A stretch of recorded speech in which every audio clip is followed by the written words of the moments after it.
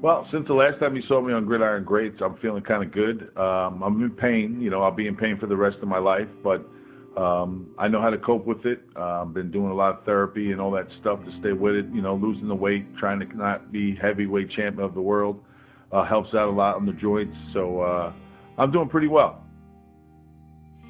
Since the last episode of Casualties of the Gridiron, I would like to say that I've seen a lot of changes, but I really can't. For me and what we see every day, it's pretty much status quo. We're still seeing a lot of players who are suffering from a multitude of issues that we are now relating to CTE. So from our perspective, since we wrapped Casualties on the Gridiron, I wouldn't say that too much has changed.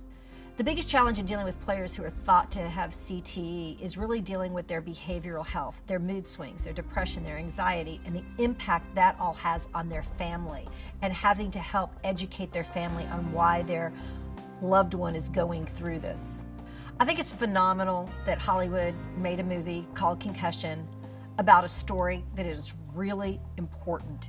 And I think that Hollywood and the media can play a huge role in creating an awareness around something that is very real and very important that affects not just professional athletes, but collegiate athletes, young athletes. I think they can play a huge role in how this all plays out. My answer to the movie is that it was very informative. I thought that the way they portrayed the guys that were really sick was eye-opening. I thought the movie covered a lot of bases. My vision for the future is knowledge. Knowledge is power. And I think that a lot of the players used to not even give a second thought to their brain or their brain health. So my vision for the future is current players, kids, and retired players focus on what they can do to improve their brain health so they're prepared for sustaining these types of issues. My advice to myself would be to not let your pride get in the way of smarts as far as, if you're hurt, don't play hurt. The mentality was when I played that if you don't play hurt, you're not tough. That would probably be the one thing that I would go back and say, hey, listen, if you're hurt, don't hurt the team, stay out until you get healthy. I talk to a lot of players on a day-to-day basis, some who are afflicted with issues related to concussions, some who are afraid that they may go the way of Dave Duerson and Andre Waters and Junior Seau.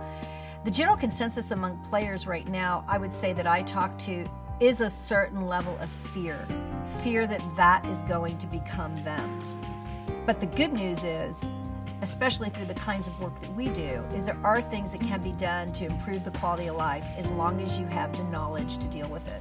I think over the last several years, the stigma that's associated with concussion-related issues is starting to diminish, and I think that that's resulted in seeing a lot of players, guys like Tony Dorsett, Terry Bradshaw, people with high profiles coming out to create an awareness about what is going on and what can be done to combat it.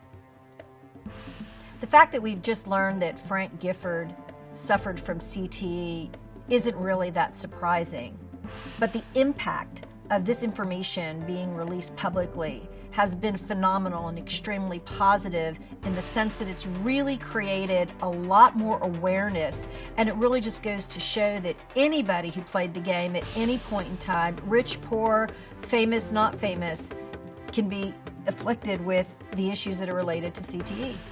I'm not really sure what the NFL is going to look like in 50 years.